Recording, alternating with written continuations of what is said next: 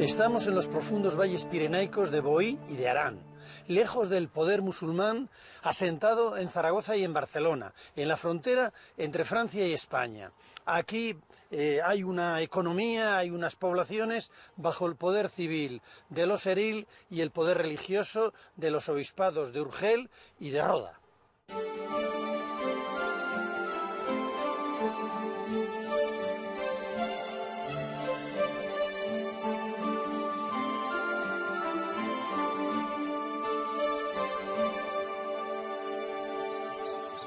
A finales del siglo XIX y principios del XX, el movimiento catalanista, influido por el pensamiento romántico europeo, busca en la Edad Media unas raíces nacionales que, a su juicio, necesitaba la identidad catalana.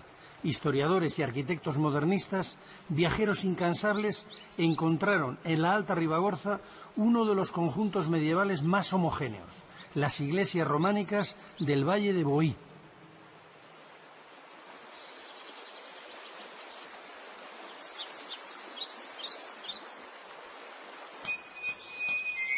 En octubre de 1904, Lluís Domènech i Muntaner, uno de los principales arquitectos del modernismo, autor del Palau de la Música Catalana, viajó por el Valle de Boí con una cámara fotográfica, toda una novedad técnica para la época. Sus fotografías, notas y dibujos fueron las primeras noticias y los primeros extraordinarios documentos del gran románico catalán de este valle.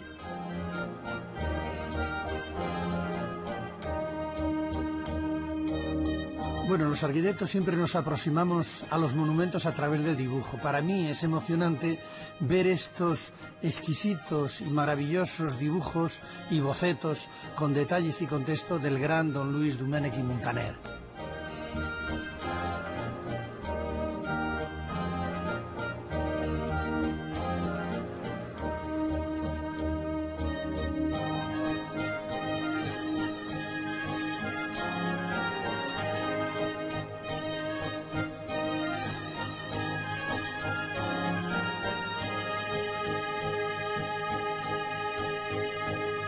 Después de un viaje interminable a lomos de una mula o en una tartana, es difícil imaginar qué pensó Muntaner cuando entró en San Clemente de Taúl. No solo se asombraría de esa gran planta basilical con sus 3 altas naves, sino que también debió advertir lo que se ocultaba tras los viejos retablos, una de las más extraordinarias muestras de pintura al fresco que aún se mantenían en un buen estado de conservación.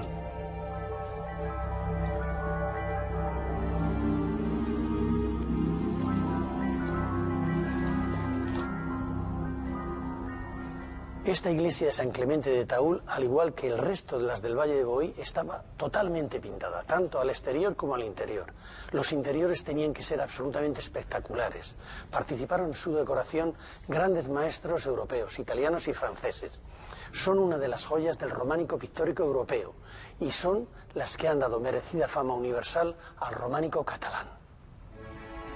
Una fama que fue posible gracias a que en 1907 se creó para el estudio del románico en Cataluña la misión arqueológico-jurídica en la Franja de Aragón, en la que intervinieron, entre otros, el historiador Josep Pijoan y otro arquitecto modernista, Josep Puig i Cadafalch. En aquellos años se vendió al Museo de Bellas Artes de Boston el ábside central de Santa María de Mur, al no existir una ley que protegiera el patrimonio. Ese fue uno de los motivos por el que esta misión consiguió que la Junta de Museos, para su protección, apoyara el arranque y posterior traslado a Barcelona de las pinturas entre los años 1919 a 1923.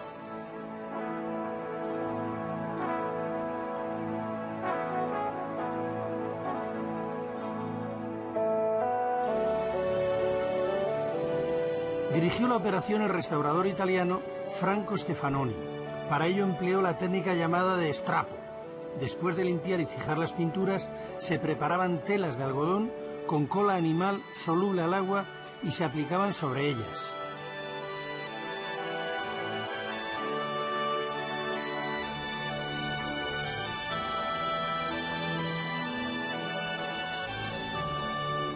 Una vez secadas las telas sobre los frescos, las pinturas adheridas a ellas se arrancaban a base de martillo o escoplo y posteriormente se enrollaban.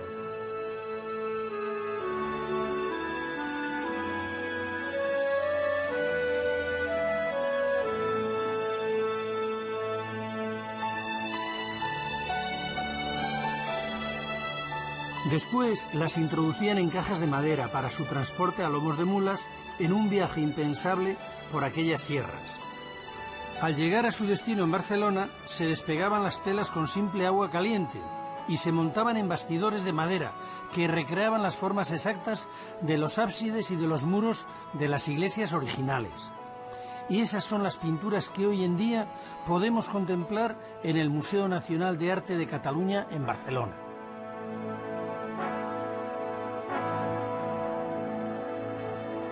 Bueno, Jordi, entonces ese acto, esa decisión nos ha permitido ver en todo su esplendor, en lo que quedaba, lo que era el románico pintado, porque mucha gente no se hace una idea, pues piensa sí, que el románico era la piedra desnuda y sin embargo estamos viendo el esplendor de la pintura aquí, ¿no? Sí, sí, efectivamente, y de hecho las pinturas de Santa María de Taúl, como las podéis ver aquí detrás en el ábside, pues permiten acercarse a esta idea del edificio románico acabado con sus pinturas, con sus recubrimientos, tal como se ve en otros centros. Pintado, todo pintado, horror vacuo, todo hasta donde se podía. Espléndido, ¿no?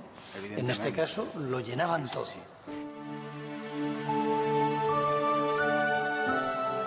La iglesia de Santa María de Taúl es uno de los modelos del mejor románico de Boí. La elegante torre, el triple ábside y la sobria decoración de los arcos lombardos son los elementos que caracterizan esta arquitectura.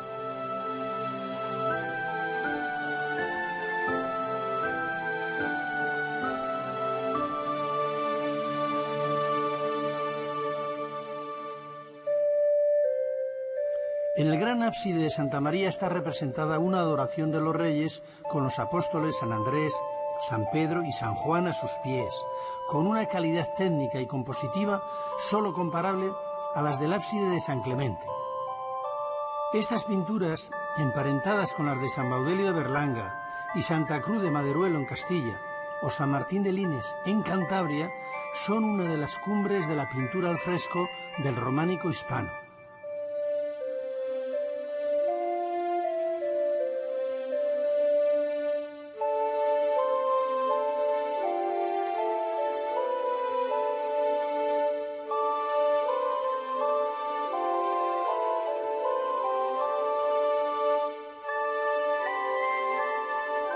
El resto de las pinturas de la iglesia pertenecen a otro maestro de mucha menor categoría.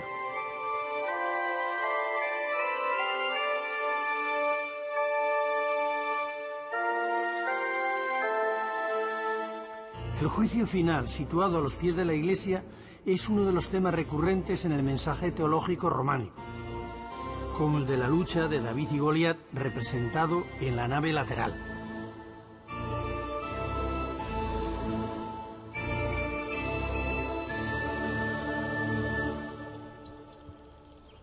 Taúl conserva la división medieval entre la parte de arriba, barrio para los paisanos, y la de abajo, llamada guinsa, palabra que en la antigua lengua vasca significa los artesanos, donde se encuentra San Clemente.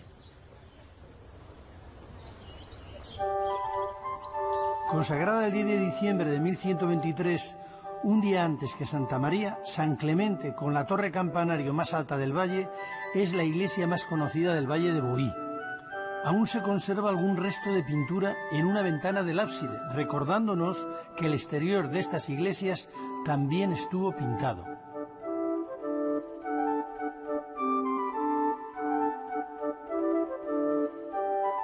El magnífico interior es de una gran sobriedad decorativa, aunque deberíamos imaginarlo recubierto totalmente con sus pinturas.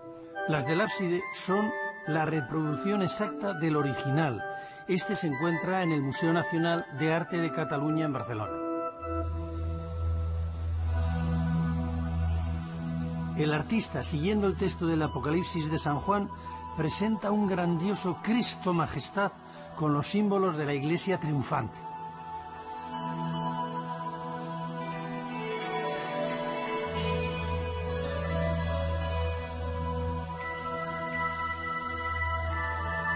El dibujo firme y esquemático, la amplia gama de colores, especialmente el exclusivo azul, y la extraordinaria habilidad en la composición hacen del pintor de San Clemente una de las figuras más vigorosas del románico hispano.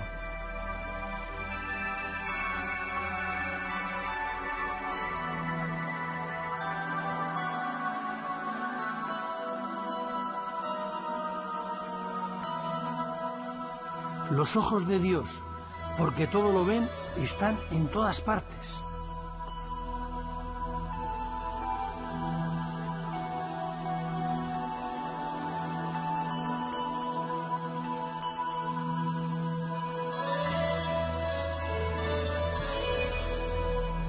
Los símbolos de la iglesia triunfante, los santos y la Virgen ocupan la parte inferior.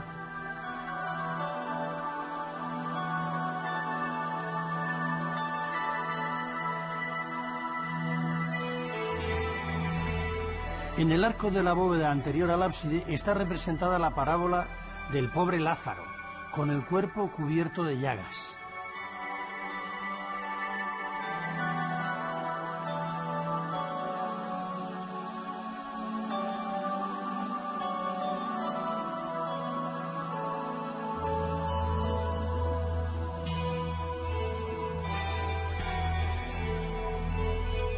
En la nave lateral están las pinturas de otro artista, que como en Santa María, son de una calidad muy inferior a las del ábside.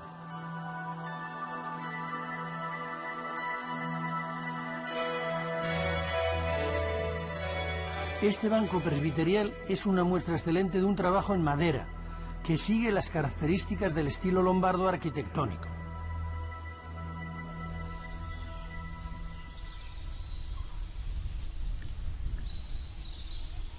La otra iglesia que conservó su decoración pictórica es San Juan de Boí. Sus pinturas del siglo XI son las más antiguas de las conservadas, y como las de Santa María y San Clemente de Taúl, también fueron arrancadas y trasladadas a Barcelona en dos momentos, el ya conocido de los años 20 y en los años 70.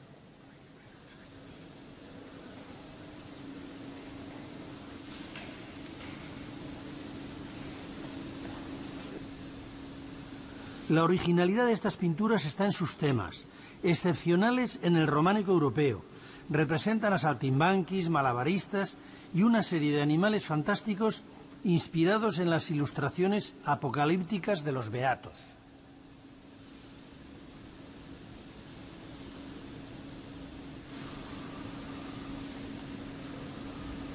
Sin olvidar nunca el mensaje pedagógico, como en esta excelente representación de la lapidación de San Esteban. Hoy las pinturas se han copiado con gran precisión en las paredes de la iglesia de Boí, resaltando la policromía para reflejar lo mejor posible la idea original. Las franjas de color en las que parecen flotar las figuras son una clara influencia de las ilustraciones de los beatos, que siempre fueron una fuente de inspiración para todo el románico español.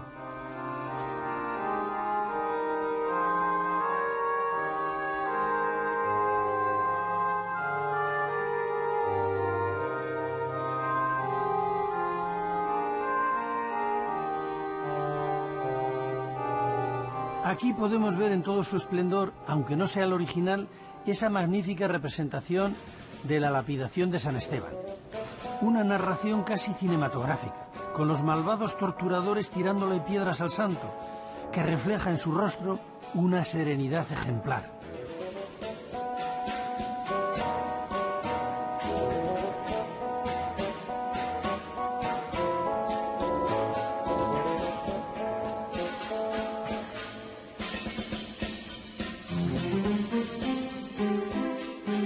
O esos increíbles y fantásticos animales apocalípticos que comparten el interior de los arcos con una figura en la que un cojo insinúa su pecaminosa afición.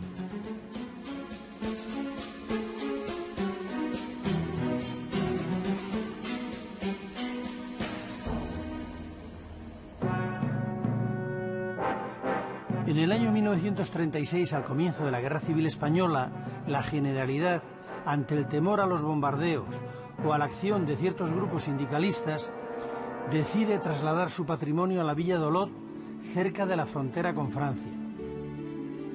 Meses después, parte de las obras, entre ellas las pinturas de San Clemente de Taúl, viajan a París para la exposición El arte catalán del siglo X al XV, en el Museo del Jeu de Paume, en marzo del 37. Ante el éxito obtenido, la exposición se prolongó en el castillo de Maisons Laffitte, incorporándose a ella las pinturas de Santa María de Taúl y fragmentos de San Juan de Boí. Con el triunfo del general Franco en el año 39, las obras volvieron a Barcelona.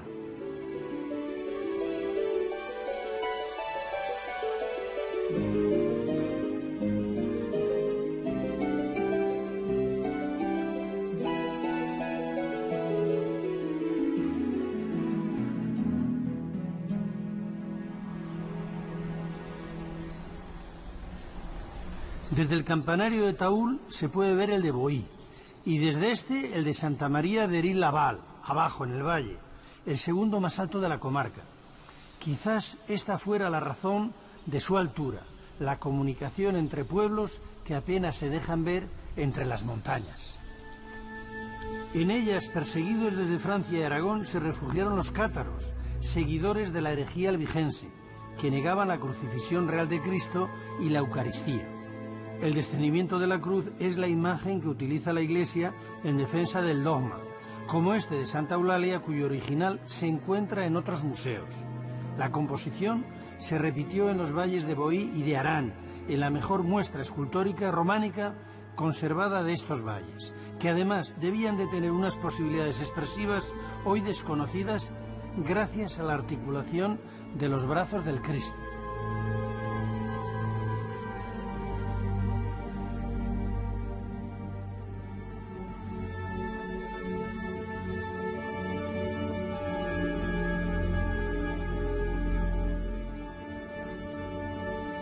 El de Santa María de Taúl, conservado en Barcelona, es otro ejemplo con una gran calidad narrativa y dramática.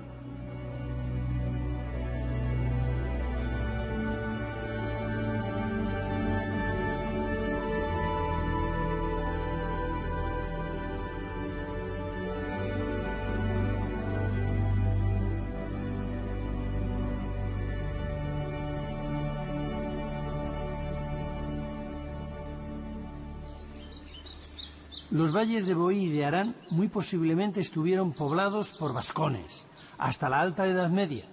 Topónimos como el de Durro, cuya etimología en el vasco actual, Urruti y Durruti, quiere decir alejado, es uno entre otros muchos.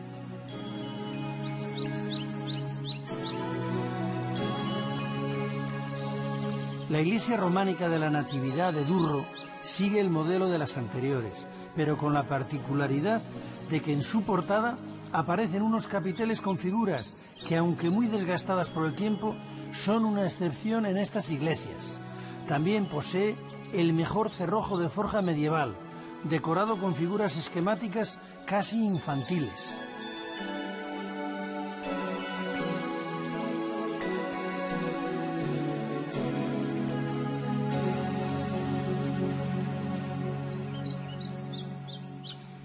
Sobre el pueblo de Durro, a 1500 metros de altura, está la ermita románica de San Quirce.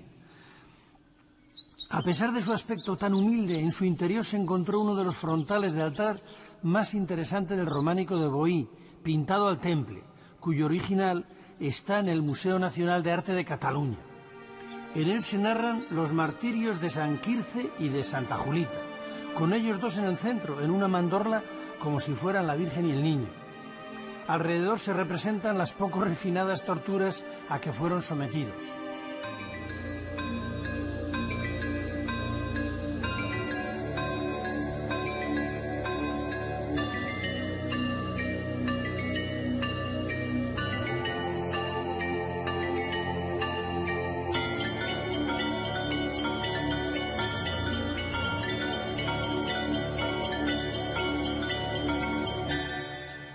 Mucho antes de que San Quirce y Julita fueran santificados por semejantes martirios, se dice que este era un lugar sagrado para los habitantes de la zona. Por este motivo, todos los años se celebra en agosto la fiesta de las fallas de Durro, encendiendo una gran hoguera junto a la ermita, en alusión a aquellas posibles prácticas paganas. En ellas, el fuego, la oración católica y cierta atracción turística festiva se mezclan en las laderas de este monte que quizás un día fue sagrado.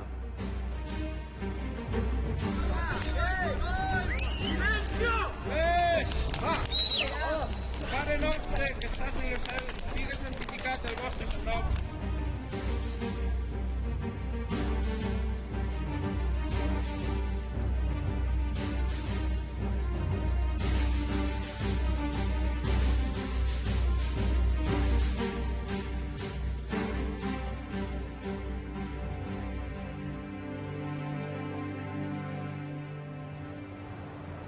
De vuelta al siglo XII, a los pies del monte donde se encuentra la ermita de San Quirce, junto al río Noguera de Tor, se levanta la iglesia de San Feliu de Barruera. Una vez más, las ya familiares bandas lombardas muestran el bello efecto de claroscuro en sus muros. El origen de estas elegantes bandas parece estar en la arquitectura del Sacro Imperio, antes de ser adaptadas y expandidas por la arquitectura lombarda.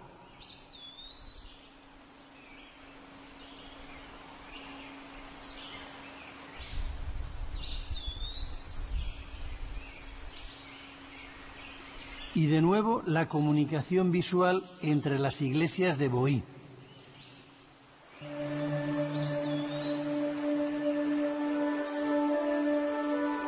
Desde Barruera se puede ver en una ladera al fondo del valle la silueta del espectacular ábside de la iglesia de Santa María de Cardet.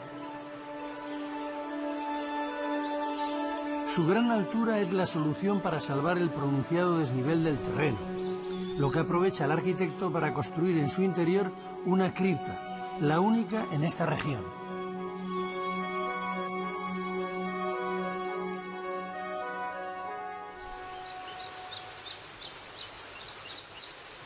De nuevo, otra torre sobresale en el paisaje sobre una terraza al inicio del valle, la de la iglesia de la Asunción de Col. Los elementos decorativos de su portada son otra excepción en el románico de Boí, junto a los de la Natividad de Durro. Un crismón muy bien trabajado y unos capiteles en los que se ven, aunque muy erosionadas, unas figuras de animales atacando a un hombre, el símbolo de la lucha del bien contra el mal.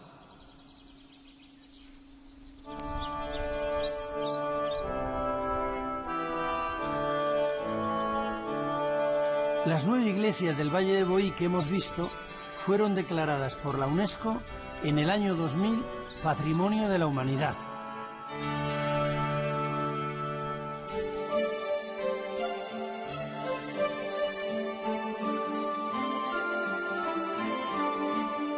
Rodeado por los picos más altos del Pirineo central, el río Garona forma el Valle de Arán, palabra de origen vasco que quiere decir valle.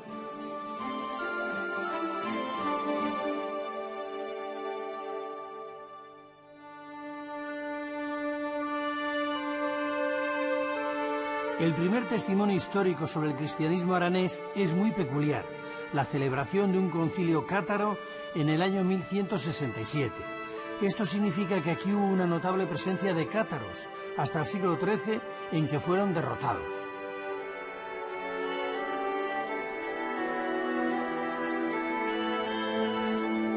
Del siglo XIII es el Cristo de Mijarán, que se conserva en la iglesia de San Miguel de Viella.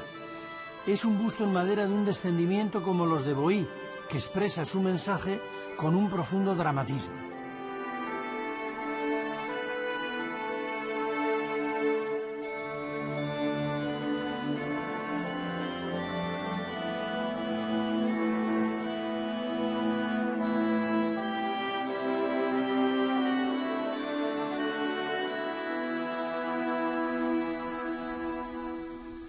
La falta de documentación anterior al concilio cátaro hace muy difícil conocer las condiciones de vida en este valle antes de finales del siglo XII, que es cuando se comienzan a construir las iglesias hasta muy avanzado el siglo XIII. Después han sufrido muchas intervenciones góticas, barrocas y otras, como estas cubiertas piramidales, incorporadas muy posteriormente sobre sus torres campanario, incluso en las románicas originales como esta de Arties.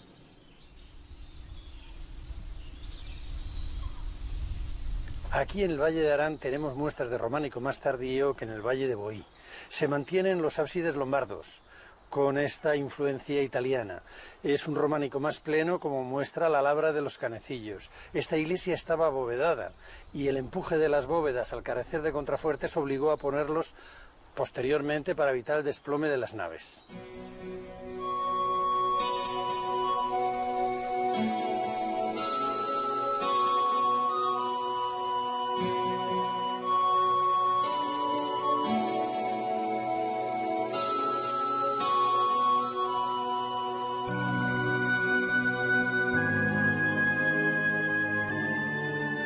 Al fondo del valle, a escasos metros del inicio de las famosas pistas de esquí de Baqueira, Santa María de Tredós o Mare de Déu de Cap d'Aran es quizás la iglesia más antigua del valle y la que establece el prototipo basilical aranés.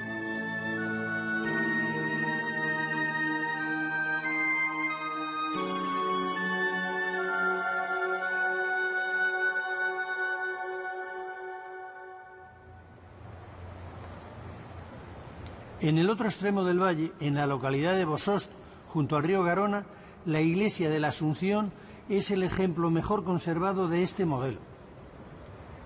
El perfil horizontal de su arquitectura, cortado por la esbelta torre con sus ventanas geminadas, es todo un ejemplo de la característica imagen de las iglesias del Valle de Arán.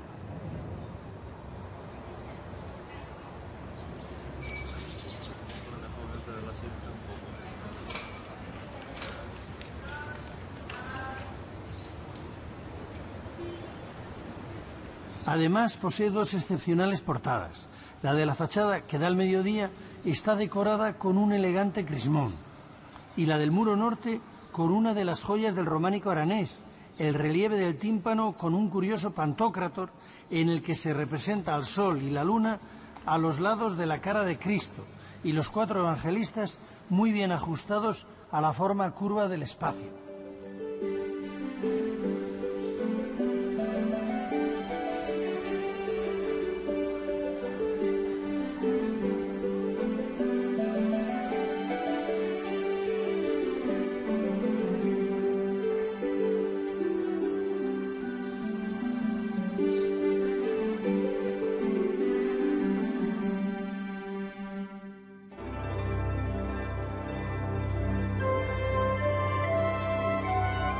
Debido al aislamiento, los artistas locales mantienen en pleno siglo XIII una serie de elementos precristianos, como los del sol y la luna, con otros de tradición popular que caracteriza la escultura aranesa.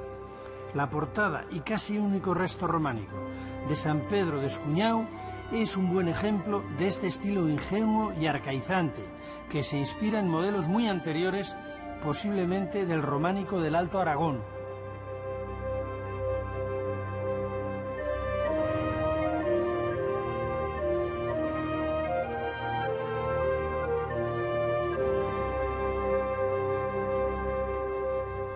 La imagen de las torres campanarios, como esta de Salardú, son una parte muy importante del paisaje en los valles de Arán y de Boí.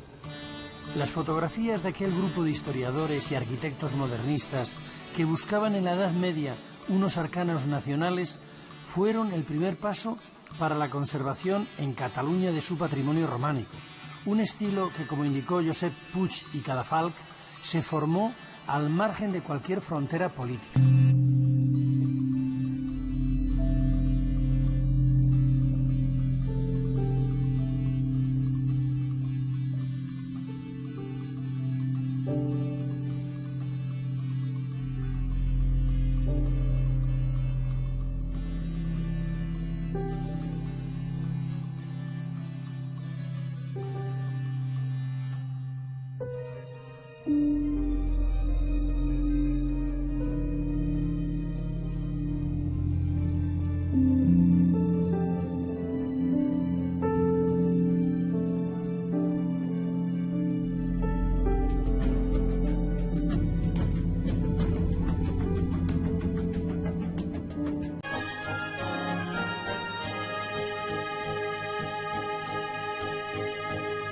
Después de un viaje interminable a lomos de una mula o en una tartana, es difícil imaginar qué pensó Montaner cuando entró en San Clemente de Taúl. No solo se asombraría de esa gran planta basilical con sus 3 altas naves, sino que también debió advertir lo que se ocultaba tras los viejos retablos, una de las más extraordinarias muestras de pintura al fresco que aún se mantenían en un buen estado de conservación.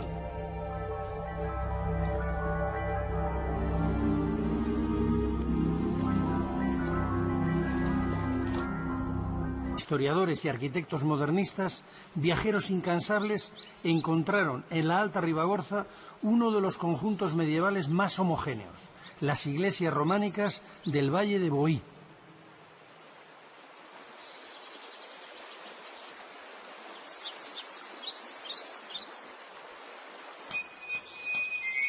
En octubre de 1904, Lluís Domènech i Muntaner, uno de los principales arquitectos del modernismo, autor del Palau de la Música Catalana, viajó por el Valle de Boí con una cámara fotográfica, toda una novedad técnica para la época. Sus fotografías, notas y dibujos fueron las primeras noticias y los primeros extraordinarios documentos del gran románico catalán de este valle.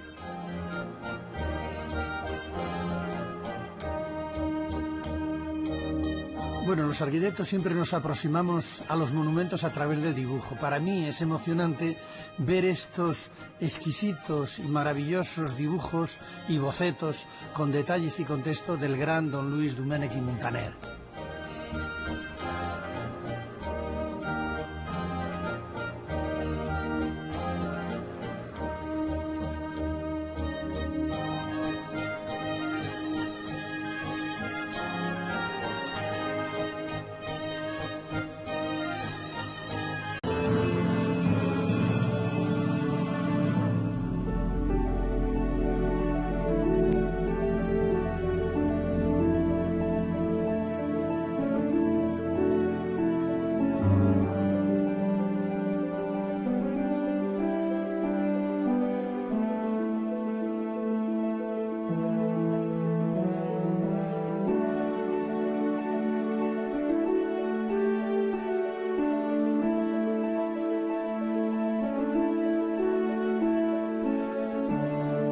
Estamos en los profundos valles pirenaicos de Boí y de Arán, lejos del poder musulmán asentado en Zaragoza y en Barcelona, en la frontera entre Francia y España.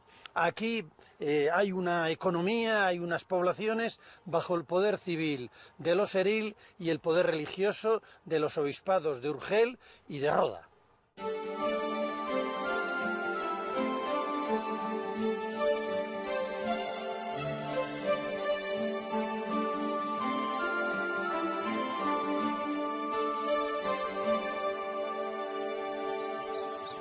A finales del siglo XIX y principios del XX, el movimiento catalanista, influido por el pensamiento romántico europeo, busca en la Edad Media unas raíces nacionales que, a su juicio, necesitaba la identidad catalana.